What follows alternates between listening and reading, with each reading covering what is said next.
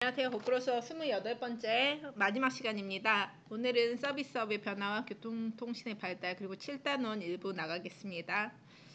먼저 지금 사회를 탈공업화 사회라고 하는데 말 그대로 공업에서 벗어났다, 탈출했다라고 이해하면 될 것 같아요. 그래서 전체 산업에서 공업, 2차 산업인 공업이 차지하는 비중이 감소하고 3차 산업인 서비스업이 발달하는 사회를 탈공업화 사회라고 합니다. 그래서 서비스업의 종류를 한번 볼게요.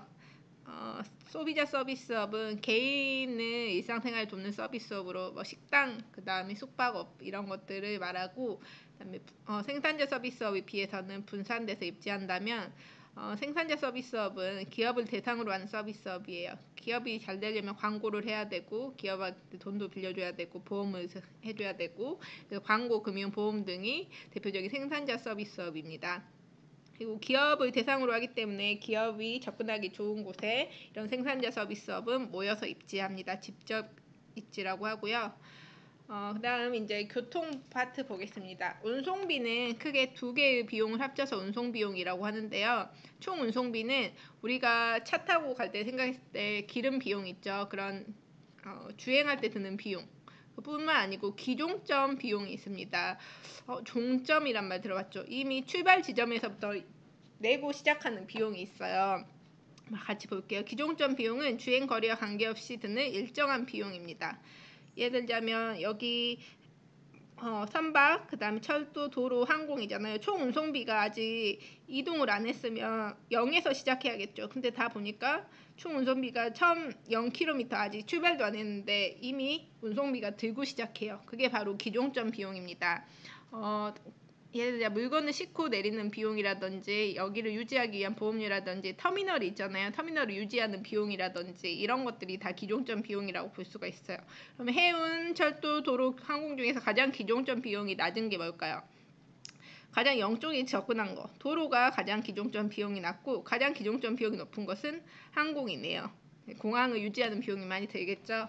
주행 비용은 말 그대로 주행 거리에 따라 증가하는 비용입니다. 거리가 늘어날수록 주행 비용이 단위 거리당으로서는 감소하지만 어쨌든 주행 비용 단위 거리당 말고 그냥 주행 비용은 갈수록 늘고 있죠.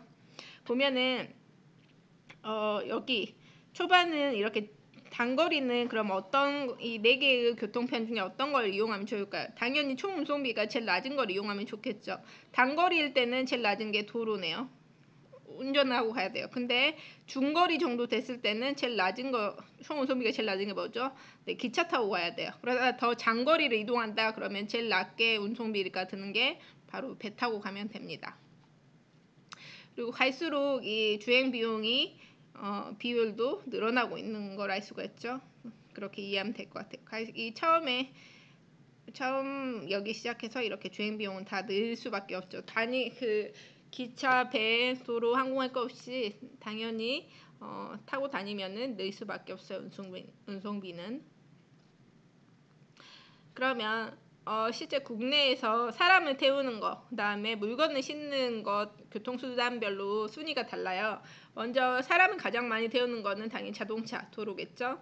2위는 지하철, 그다음 3위 철도 이런 순위고요. 그 다음에 화물을 가장 국내에 많이 싣고 이렇게 다니는 것은 1위가 역시 도로네요. 그래서 도로 가다 보면은 큰 대형 트럭 같은 거 많이 볼 수 있죠. 화물 같은 걸 많이 싣고 가고요. 2위가 바로 배입니다. 의외네요. 배. 3위가 기차로 싣는 거예요. 교통수단비 특징을 보면 도로는 기동성, 운전 연결성이 우수하다. 이게 뭔 말이냐? 움직일 동이잖아요. 움직임이 편해요.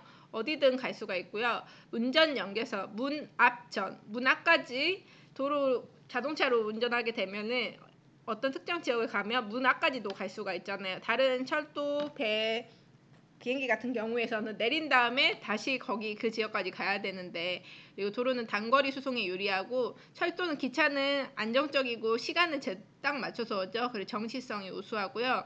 하지만 이 기차 그 철로를 놓기 위해서는 지형을 고려하기 때문에 지형 조건 제약이 좀 큰 편입니다. 중거리 수송에 유리하고 배는 대량 화물의 장거리 수송에 유리합니다. 일단 배가 뜰 수 있는 날, 안 뜨는 날이 날씨에 따라서 달라지기 때문에 기상 조건 제약이 큰 편이고요. 항공은 신속한 장거리 수송에 유리합니다. 당연히 그 날씨 따라서 비행기가 뜨고 안 뜨고가 있으니까 기상 조건 제약이 크고 비용이 많이 드는 교통수단이에요. 마지막 7단원은 크게 지역을 여러 종류로 나뉘는데 동질 지역, 같은 동이잖아요. 특정 지표를 기준으로 공통적 성격을 나타내는 지역, 예를 들어 기후지역, 농업지역이 있어요.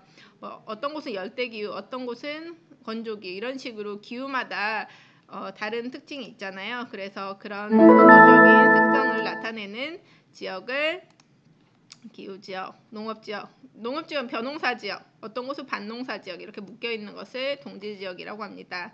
그다음 기능지역은 하나의 중심지가 있고 그 영향을 받는 범위로 나타낼 수 있는 지역인데 예를 들면 통근권이라는 거죠. 회사까지 출근하는 그 권역이잖아요. 그래서 하나의 중심지는 뭘까요? 회사라는 중심지가 있고 그 주변에 어디까지 출근하냐. 그 다음에 상권도 마찬가지죠. 어디 가게가 있어요. 그곳을 중심으로 어디까지 물건을 사러 오느냐. 통화권 마찬가지죠. 학교가 있어요. 학교라는 중심지가 있고 어디까지 그 영향을 받느냐. 이렇게 나타낼 수가 있습니다. 점이지대라는 것은 포인터 옵션으로 한번 해볼게요. A라는 특징을 가진 지역이 있고요.